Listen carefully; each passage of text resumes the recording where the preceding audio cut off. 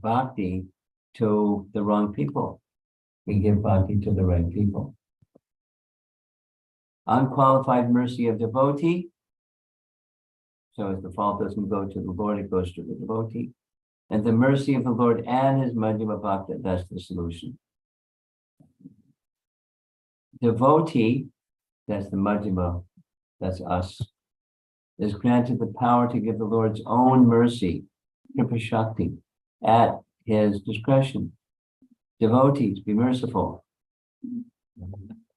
We have our methodologies for distribution of mercy, prasadam distribution, book distribution, harinam distribution, so many methods, just like what we're doing right now. It's a distribution of mercy. Madhyama Bhakti is giving Krishna's mercy. The bhakti within the devotee's heart is what is given. The Bhakti Devi is lodged in some of the devotees' hearts, and Bhakti Devi is then transmitted by that bhakta. The source of the devotee's mercy is Bhakti Devi. She's independent, so bhakti gives bhakti.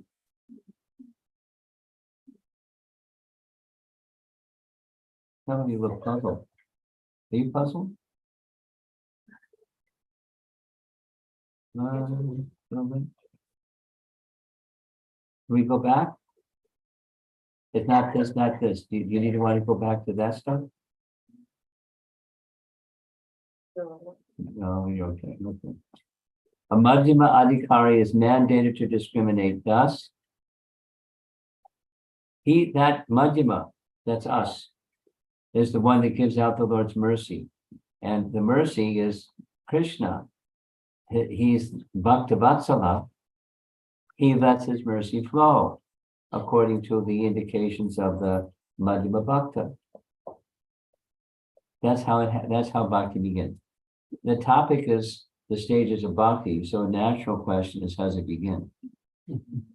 You get bhakti from one who's carrying bhakti. And specifically from a Madhyama Bhakta. So Madhyama Bhaktas better be good Madhyamas, because otherwise bhakti isn't going to flow.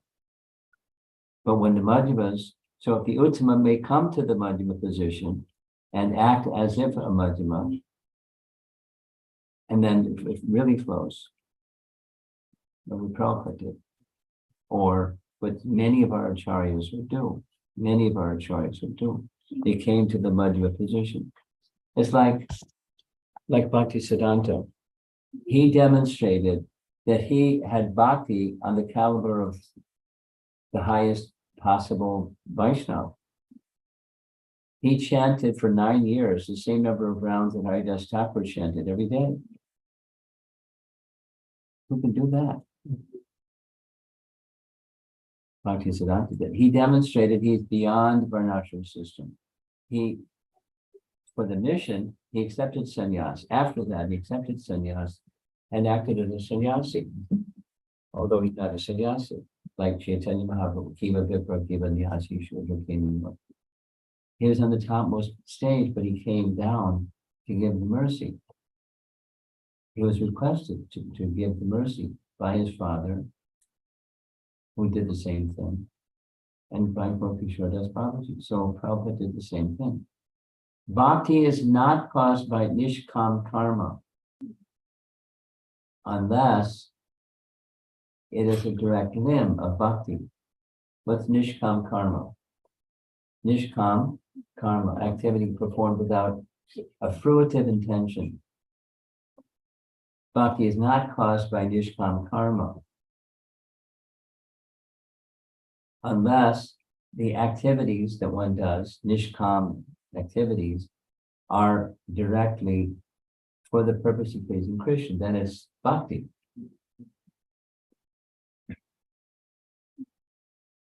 These are, Vishwanath is building a case. How does bhakti begin case?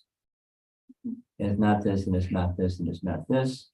It is this. Now there's further qualifications of this.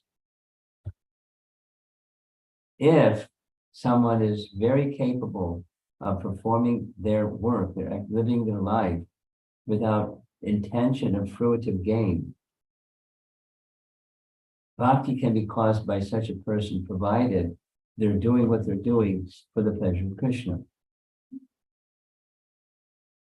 In other words, as opposed to a Mayavadi or a person who's karma sannyas. Bhakti is always distant from karma again. It's not a new idea, it's Rupa Goswami's idea. And he's just expanding on Rupa Goswami's idea or definition of bhakti. You all know the definition of Rupa Goswami. It's a very important verse. Very important verse. I think it's in this presentation. It's the Paribhasa Sutra of the whole Bhakti Rasamrita Sindhu. It's one verse that encapsulates the entire book. So he's expanding on it right here. How bhakti begins. Bhakti is always distant from karma and jnana. Smaller text. To achieve prema, the fruit of bhakti, these paths, karma and jnana, are not required. Conversely, jnana, karma, and yoga depend upon bhakti to achieve their results. Bhakti does not depend on purity. Wait a minute. What does that mean? What it means is, supposing somebody's not pure. Bhagavatam, Canto 3, Chapter 29, Devahuti asking Kapila, bhakti is pure. What if the person isn't pure? Influenced by the modes. Can they do bhakti? Yes. Their consciousness may be mixed with the mode, but bhakti is pure. So bhakti doesn't depend upon the performer's purity. Bhakti can manifest regardless of one's mode of nature. But it's not so for the other processes. So it's unique. How is bhakti unique? It's not dependent upon a priori. First you become pure, then you can do bhakti. No. Or even faith, that is, unknowingly, one can be engaged in devotional service. It's very special. Bhakti is very special. Again, not dependent, precondition is one has to be pure, then bhakti can begin. Or one has to have a whole bunch of faith, and then bhakti can begin. Everyone has bhakti naturally in his heart. So these are not new ideas. He's gathering understandings from scripture and presenting them. How does bhakti begin? And I think that takes care of first chapter. There's a nice painting of Rupa and Sanatan. Again, a nice painting of Vishwanath Chakravarti Thakur.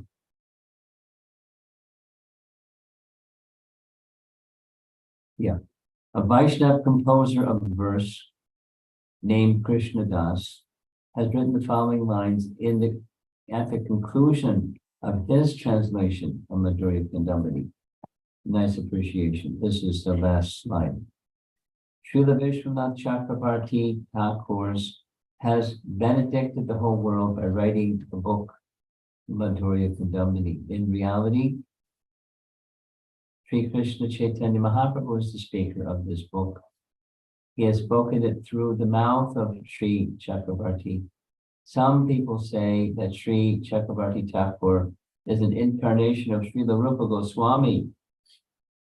He is very expert in the art of describing extremely complex truths in an easily understandable manner. Almost everyone. Oh, ocean of mercy, Sri Vishwanath Chakravarti Thakur, I'm a great fool. Kindly reveal the mystery of your transcendental qualities in my heart. This is my prayer in your lotus feet. So it's a nice appreciation of the author and the substance, the content of the book. So that's the end of Feeling pleasant, sorry for the technology glitches. We'll sort it out so it doesn't happen tomorrow.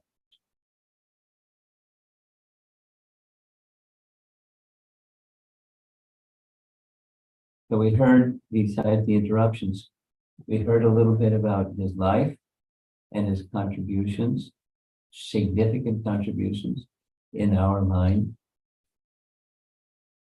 And the introduction to the topic by making reference to the Taittiriya Upanishad and a few verses, segments from the Upanishads, verses from Bhagavatam, verses from Uddhava Gita, etc. He wants us to understand at the very beginning that Krishna is the form of rasa. He is rasa, and there are varieties of appreciation of that rasa according to one's heart, and disposition, regard for him. And for that to become awakened, bhakti is required. And so how does bhakti begin? That's what we heard. There's not this, not this, not this.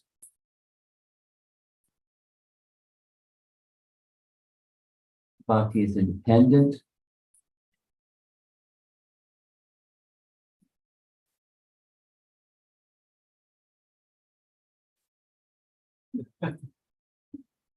That's your hands full.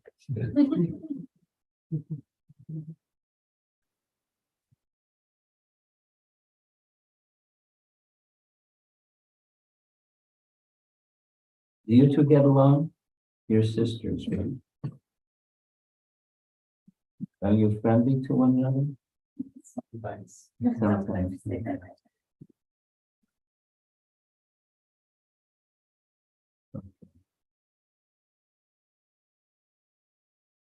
This little one's not so submissive. She's got her own mind.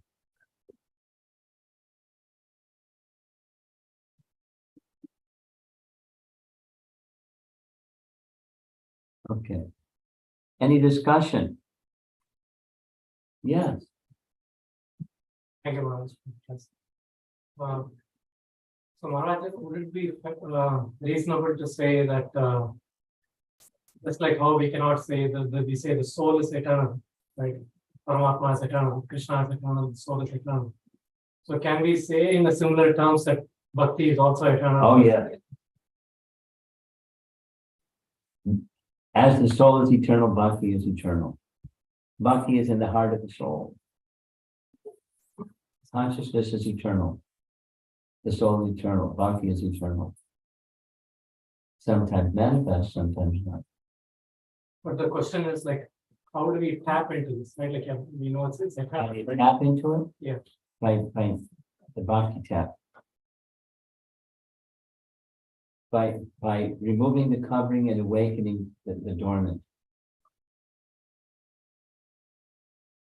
How do we do that? Sound. By spiritual sound, it awakens. It becomes cleansed. Sound to the right source, of course. But it can be the covering is ignorance in one term. The covering is ignorance. So when ignorance is removed, what's left? Who we really are. That's what's left. And who we really are is we're eternally devotees, but covered. Yeah. So how's it excavated? By sound. So there's gradual, and then there's the complete. And that's what we're going to see as we go forward in this book. There's the removal that's, in stages up to perfection. There's nice charts, you'll see. And in the process, it could mean millions of lifetimes. Well, it depends. It can mean, it takes as long as it takes. That's how long it takes. It can happen very quickly. Or it can take many lifetimes. Generally, it takes prolonged application of the cleansing because since time immemorial, we've been in a covered condition. With lots of coverage to remove. And not only there's lots of coverage to remove, but we're attached to it. That's even more difficult than how much there's there.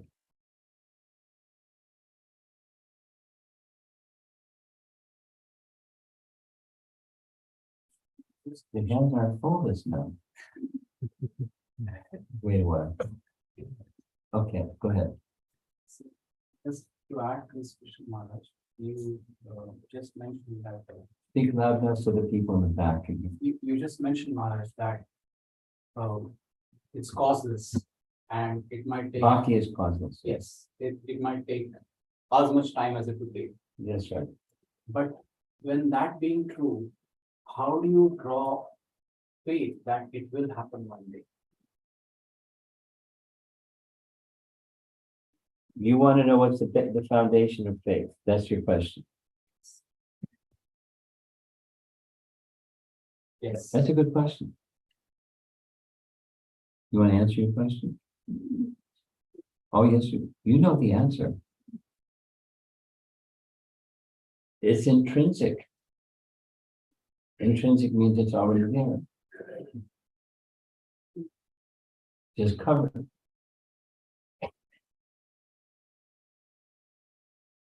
How does it become uncovered? Same answer. By sound or by the power of bhakti, the bhakti that's within becomes awakened. By associating with the faithful, one becomes faithful. By association. No, adau shraddha tata sadhu sangha. So what's that adau shraddha? It's already there. We are reposing it elsewhere. We have faith in something because it's of the soul. It's already there. So by sadhu sangha, by associating with those that have faith, our faith can become restored. And that there may be some challenges, wait a minute, I have faith in XYZ.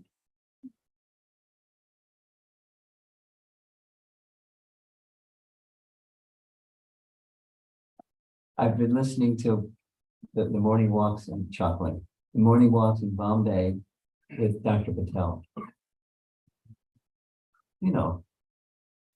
He's got his boxing gloves on, sparring with Prabhupada. He's got his, he got his views on things. He knows scripture, but sometimes Prabhupada said it's very difficult to talk with you. You're not submissive. He wants to know, but he also wants to present what he thinks he knows. And that makes it more difficult. So because he has faith in something, he understands something, he has deep faith in that something that he understands, but he can't hear. So it's of the soul, faith is of the soul, and this is awakens through associating with one who has faith. Yeah, sadhu sangha.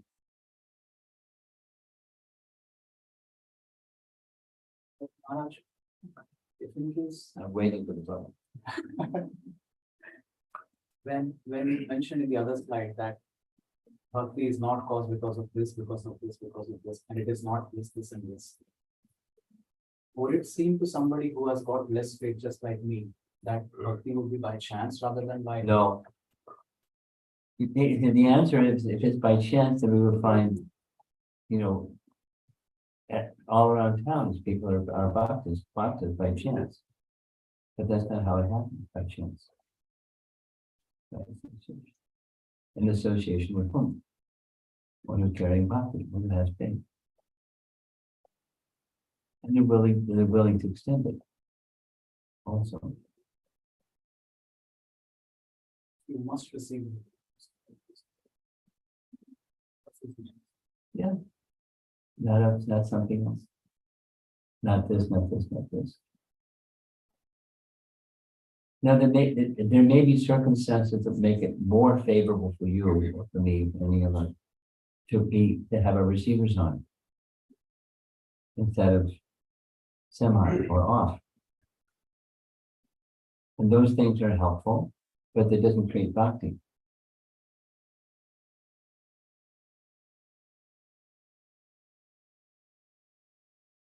Now someone else, you had something. Right, Krishna Maharaj. So, my question is like the bhakti we get from causeless mercy of a devotee, and then when we make efforts, it's going to grow. Right? Is that the correct statement? Yes, but it's not, yes, a conditional yes. Because conditional yes is, it's not mechanical. My language, it's bhakti is not a vending machine. It's devotional. So yes, when we apply, when we act on it, do something with it, then something happens, for sure. But the mercy factor doesn't stop. It's not mechanical. It's not cause effect.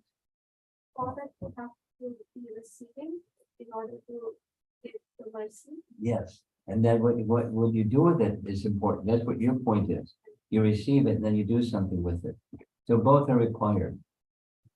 Both are required. There's something, the language that's being used these days. There's inherited, it's inherent and inherited. You've heard that one?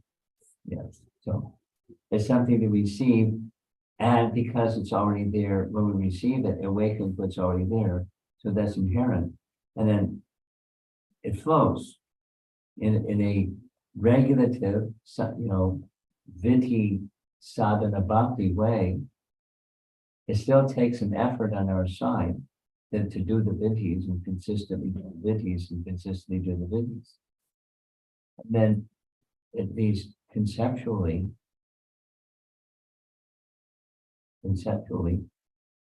that purification is going on, and it can become more spontaneous. Like,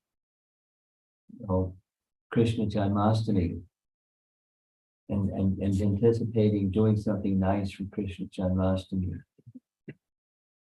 That's moving in the direction of spontaneous. It's not just okay. So vidhi sadhana bhakti, especially vidhi sadhana bhakti that's guided by Rupa Goswami, it has already this element of rasa in it, or rasika capacity.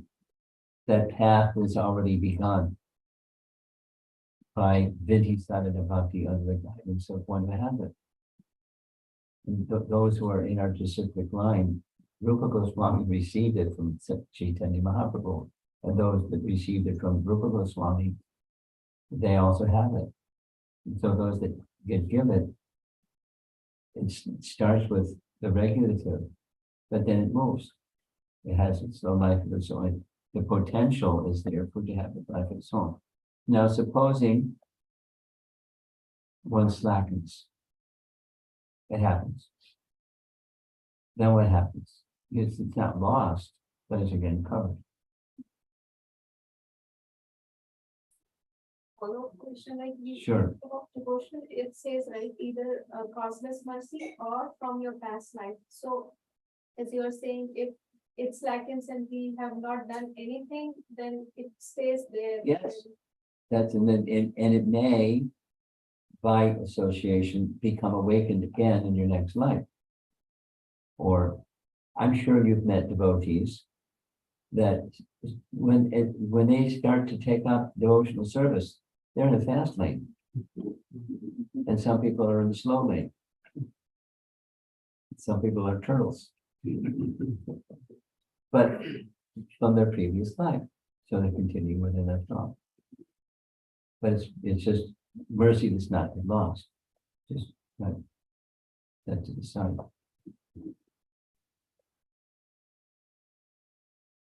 Yes, Hare Krishna Maharaj. Hare Krishna. How can we become a pure bhakt or You're way ahead of us.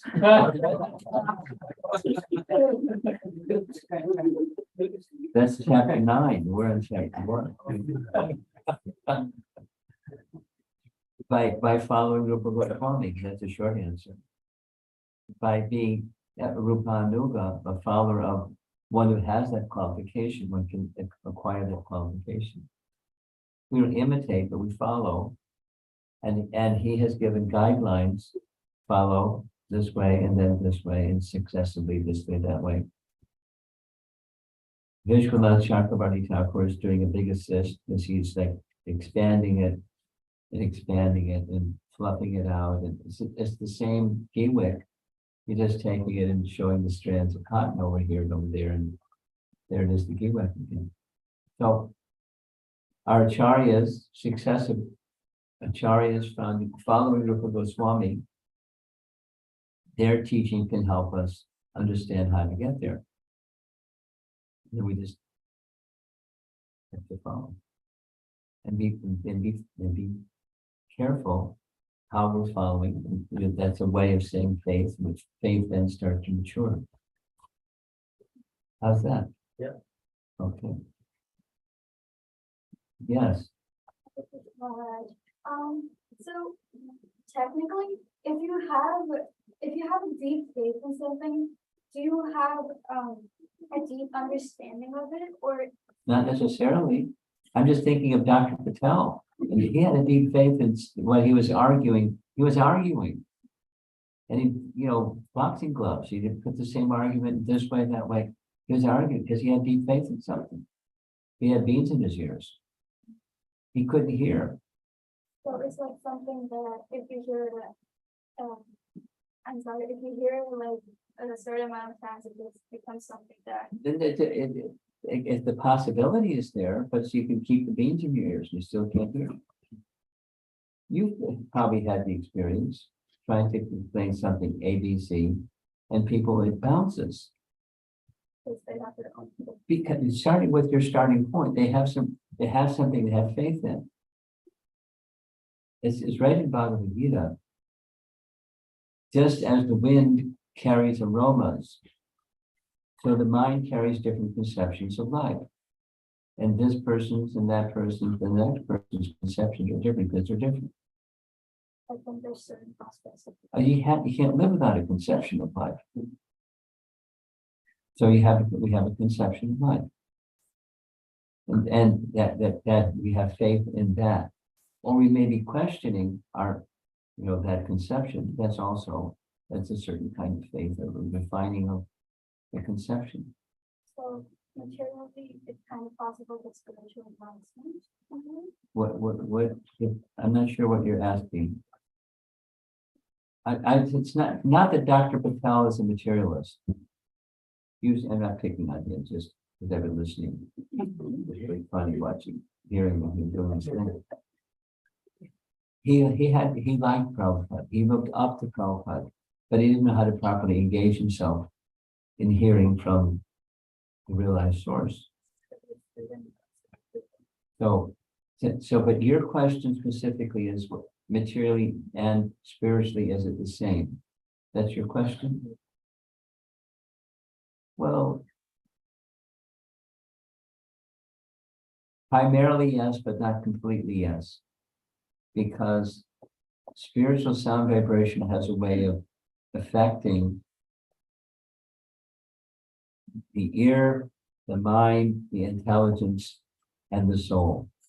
Spiritual sound acts, and material sound doesn't do all those things. It's based on how we get this spiritual sound. Yes, let me give you a little example. It's a nice example. Let's see, 54 years ago, I was a new bhakta. And one of the things I did the first summer was at Boston Common, and the devotees would go to Boston Common because it was a nice place. And during the lunch hour, especially, people would come from all over the place. And so there was one fellow who was completely nuts, a madman. And one of his favorite things was when the devotees would, because we would chant for half an hour, then distribute magazines for the other half an hour and switch. So when devotees would go to approach somebody, please take a magazine, here's an invitation to the temple. He'd come up and scream, lean over, and he's like a madman.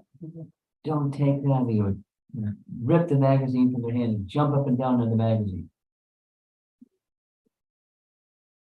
He's a madman. And I was only in Boston for the summer, but by the end of the summer, he did it. It was a total change. He was still a madman, but he would go to people and say, take the magazine. And how did that happen? Just from hearing the holy name and the association of devotees, and maybe he got a little prashadam, I don't know. But, Sangha transformed the man. I mean, he was still crazy. So your question was, I'm responding to your question.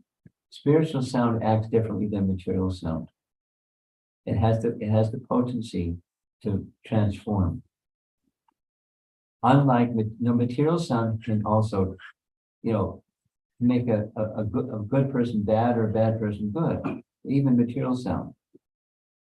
There's studies without the detail. I'm sorry, most likely, so spiritual sound can make bad person good. Bad person what? Good. In a way. The spiritual sound can make a bad person spiritual. More than good. And material sound can make a bad person good, or it can make a good person bad. Material sound. So here's spiritual sound, that's the conclusion. All right? All right. Yes. Okay, so you mentioned the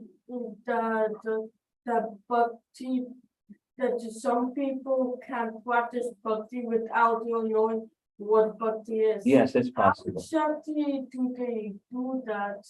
Because How can is the question? yeah, how can they? Because they won't have the spiritual advice, they won't know what God is, and they won't have the company of realize the devotees. Well, but supposing I want directions. I pull into a gas station and say, which way is such and such building? And the guy says, oh, it's over that way, make the left, and then he just did some devotional service. He didn't know that. He wasn't thinking, oh, here's a Hare Krishna guy, let me do some devotional service.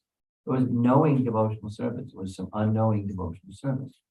But his devotional service has begun. Just by that, unknowing. You follow? It can be whatever it is, mode of nature and eating, drinking, whatever he's doing. But his devotional service can begin. And how did it begin? A Madhyama Bhakta carrying bhakti on a mission of serving Krishna in some way. Someone kind of just accidentally bumped into that person and they did some service. Fantastic. Their devotional service has begun. Did that answer your question? No. No? Yeah. Oh, yeah, okay. Yes.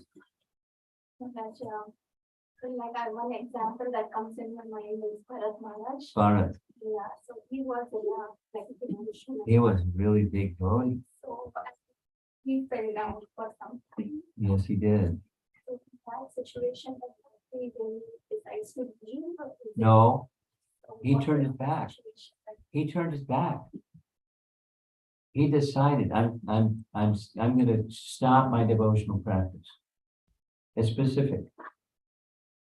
He made a conscious decision, a choice. Let me desist from my spiritual practice. Read the chapter carefully. It's there. So Bhakti didn't say goodbye. He said goodbye. so many years of hostility, Huh? So many years of austerities, whatever we did, It didn't get lost, it got covered. it got covered. Also follow up on this, that if offenses also have the tendency to withdraw the bhakti, Well, Because we can have- offenses do what? Say it again? the offenses, Yeah, what about it? if we commit more offenses, does it have a tendency to withdraw the bhakti? Bhakti Devi disappears.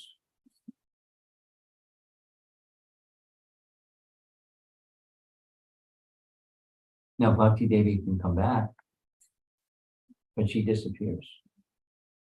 The protection of that soul by the power of Bhakti is withdrawn. For one who's being offenses. It's serious business. Don't mess with offenses. Yes, Nandi Bhoti.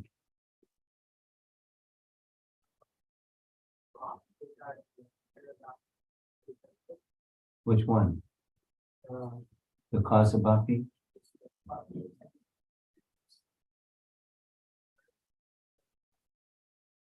Under Drishtayan. It's related to another, saying, another saying that. Bhakti is arrow. The intention for me, we in the heart of everything. And so, anyway, this, by the mercy of Guru and Krishna. Yes. Bhakti- Yes. Bhakti- Yeah. So that's a paradox, it's not a paradox. It's, It is both. it's like this two paradox.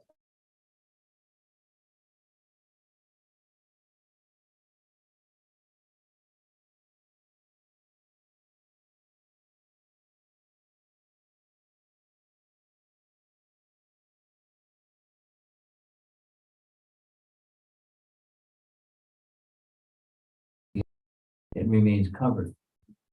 Didn't have to, but it is covered. And it becomes uncovered or awakened, so it's the combination of the two. It's not one or the other. I think that will maybe think about this.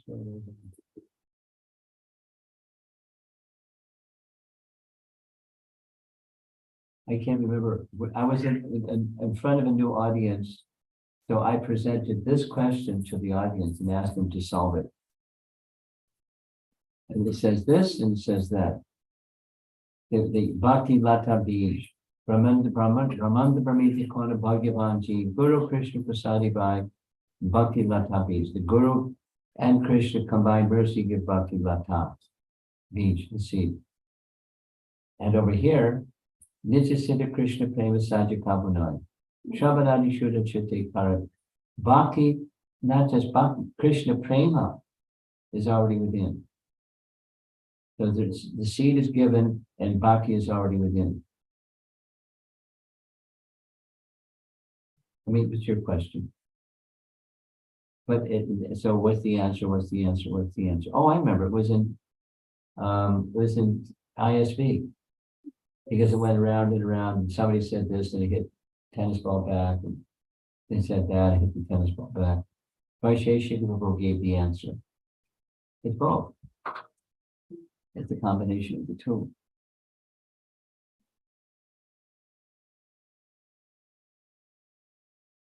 So you're using the word paradox and it's not exactly a paradox. It's just, it's the method of awakening that which we have forgotten.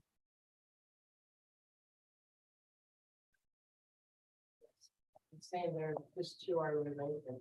It's like. Oh, yeah. Bhakti is independent, just as Bhakti is inherently within a heart. Okay. And, Bhakti somehow or other get manifested. It is equivalent to that in the Bhakti life is given by divine mercy. Yes, that's the somehow or other.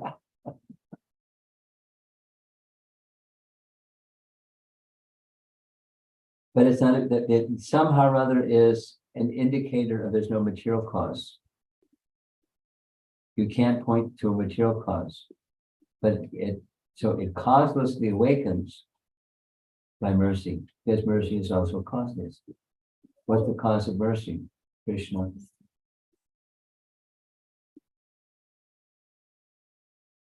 Yes, Hare Krishna Maharaj.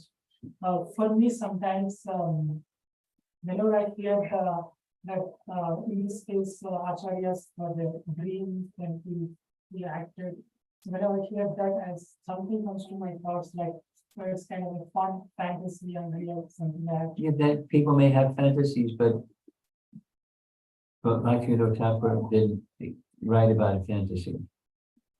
It's possible there's fantasy, and it's possible it's a real experience.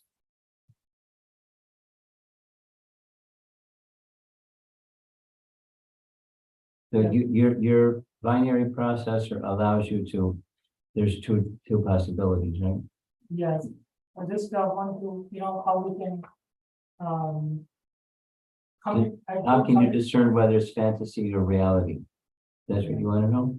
how we can secure ourselves not to committing offense to think like that, It's, Well, one very simple way is I like what Jiva Goswami, and one of the things he writes is to understand Bhagavan. The way to understand Bhagavan is through bhakti, but the way to understand Bhagavan is a preset reality is Bhagavan has unlimited inconceivable potencies. With that a priori, with that in place, then one can understand all kinds of things that one isn't going to be able to understand otherwise.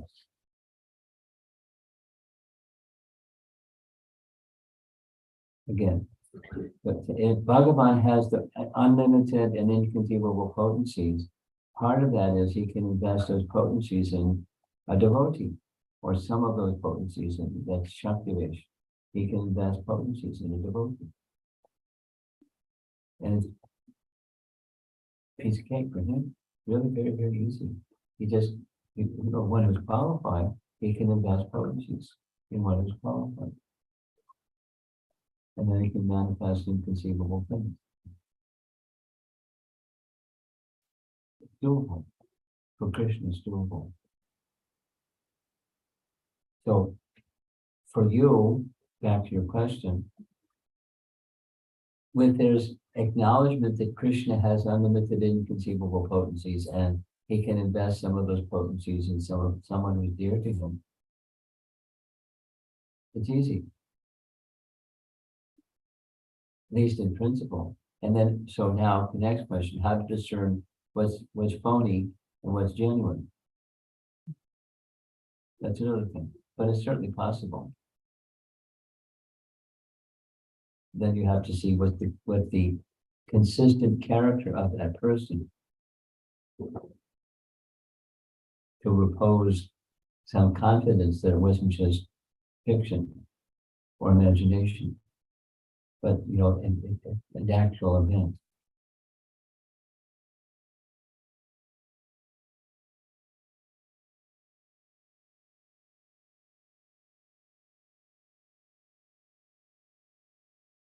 Like this, You were mentioning that Bhakti Devi gets locked in the hearts of some devotees. What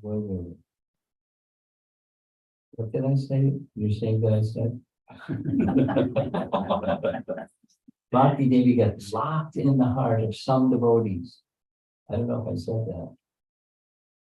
So I was just trying to clarify on that. Yeah, I think not what I said. She's independent. There's no lock. No, if one takes full shelter, she doesn't leave. But that's not under lock and key. She's independent. Krishna Maharaj, please accept my obeisances.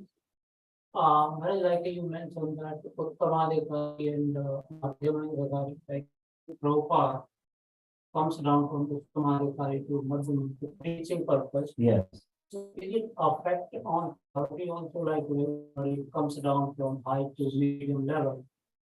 Preaching, it's affecting on purity. not Sure. That's what I'm trying to. oh, yeah. Bhakti Siddhanta saying. Bhakti Vinod Thakur saying.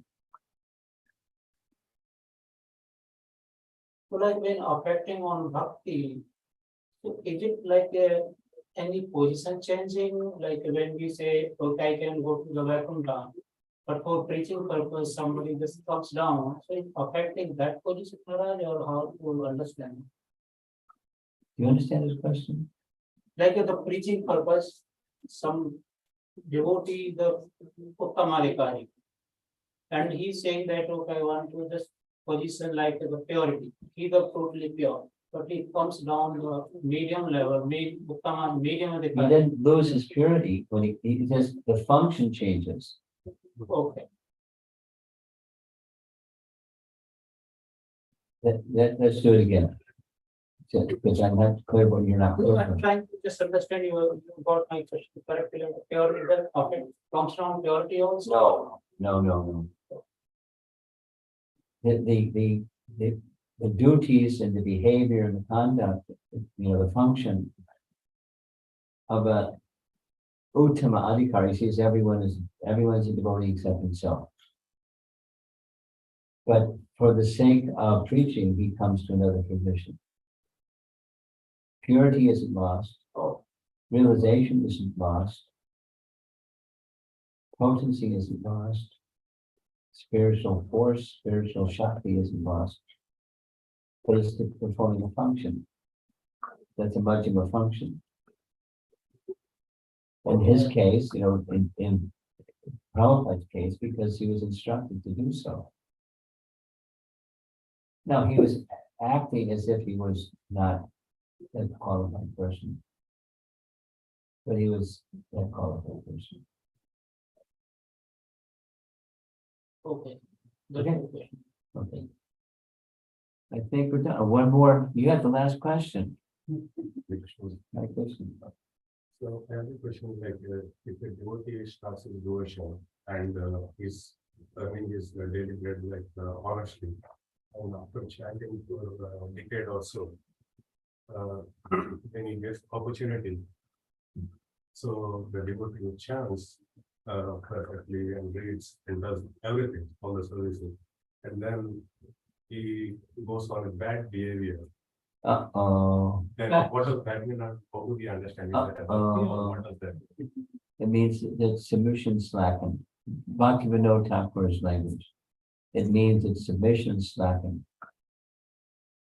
So everything is perfect, like services, everything is perfect, but the only thing is Submission, if submission slackens, it gets covered. So let's say it the other way. Ongoing submission is the life of one who is pure. If not, once upon a time I surrendered. Non-pure. So what does it mean to be chanting daily? So what is Well, it? chanting is different than pure. Let's be clear about that. It's the purification process. But you're mixing things. Maybe your confusion is because of that.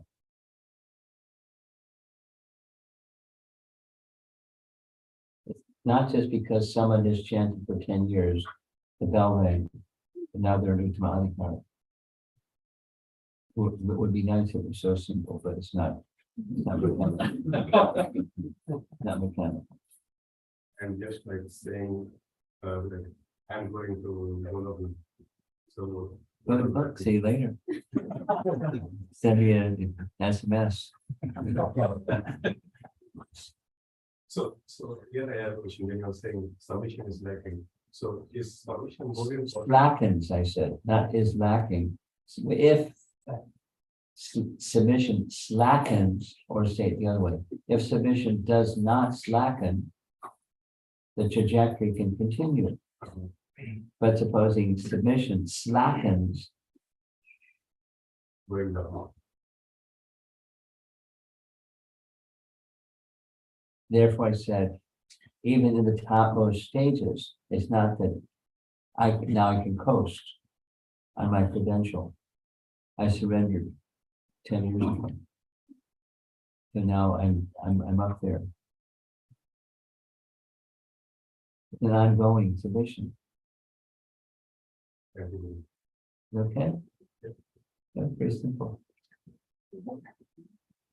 One question. Well, there's an online question. Yeah, only one. It is basically, this is a follow-up question on the spiritual and material sound question.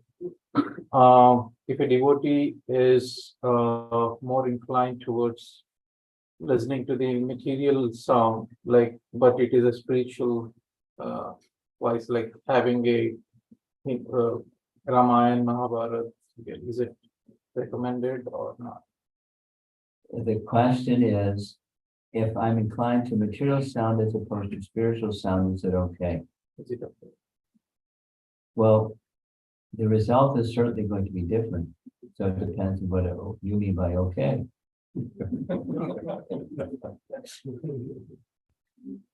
Consciousness can become sullied further, and is that okay? Well, for the aspiring spiritualist, it's not okay.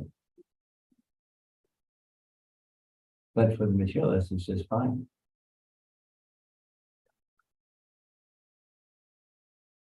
You had the last question. Honestly, the last question. Maharaj, I was just thinking that if we try to compare, let's say, Prahlad Maharaj and Dhruva Maharaj, I just happened to think about Dhruva Maharaj just by this incident, like, and Thanapal left next to both the kids in the back. I saw a little competition going on, that's why I asked the question. The whole story would have not happened. So I was just thinking, how is it that, like, in one situation, it seems like the cause of Dhruva's journey towards bhakti is happening from a material cause, like. Yes, it was. Oh, definitely. And whereas in Prahlada Maharaj's case, right from the womb, like he was 100%. 100%. Yeah, like two different examples, but Yes, of course. Yes, that's so an astute observation. Is there a question? so then when we say bhakti is causeless, Yes, in one situation it seems to the untrained person that, like, it happened because of a material cause. well, it happened in Dhruva's case because of Narada. Oh, Because otherwise it was just get back. With a growl.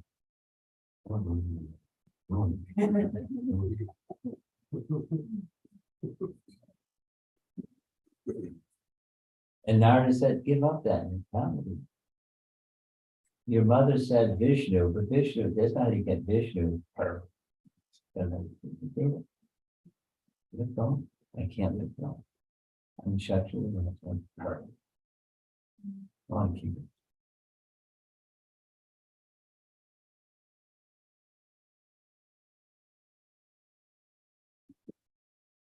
so is it fair to say in both the cases it was actually the group who made the. Yes. The circumstance was different, yes. The principle was the same.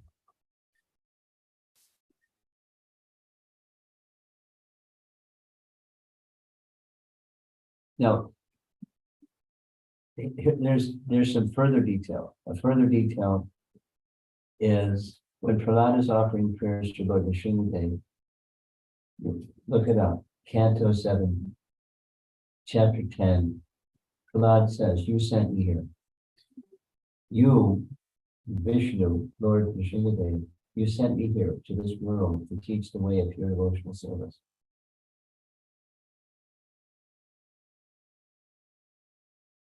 Now, there's other days of Brahma in which other forms of Prahlad appear,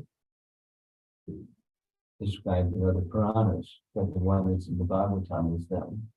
Because the circumstances is not only different, but the origin, the purpose of Prahlad's coming to this world was revealed by God in his prayers. You sent me that. The way for devotional service.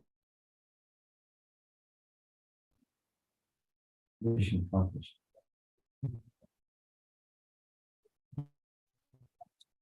No. Srila Prabhupada ki jai.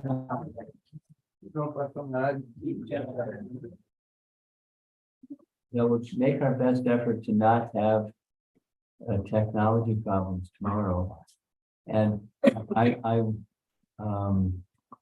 a notice was sent out to the online people who got a little frustrated too. Like, I was told by Prem Kishore that many of you work in Manhattan and it's not easy for you to get back at 6:30. And so I was going to be flexible, but I think I should be flexible. You can come when you can come, and we'll start on time. Because look, it's 8:30. It's 8:30. Supposing we started at 7. It's 9 o'clock. So 6:30. If you can make it, great. If you can't make it, great. We'll see you when you come. I hope that's okay. Now I have some prashadam I'm going to pass out. What's that? Cake. Cake for what? Somebody's birthday? Your birthday? Shravan. Really? It's my. Okay.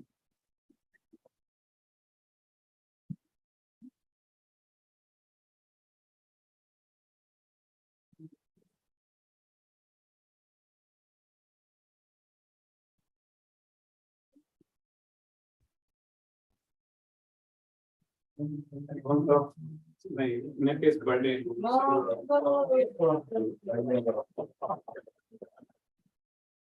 Hare Krishna.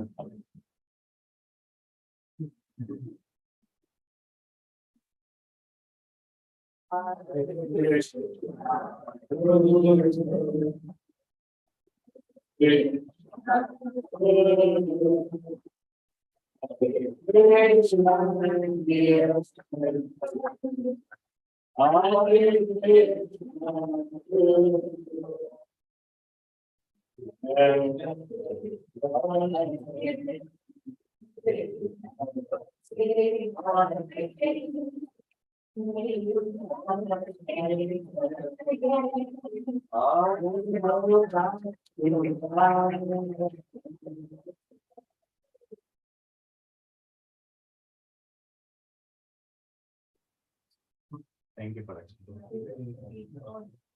How old are you? 28. 28.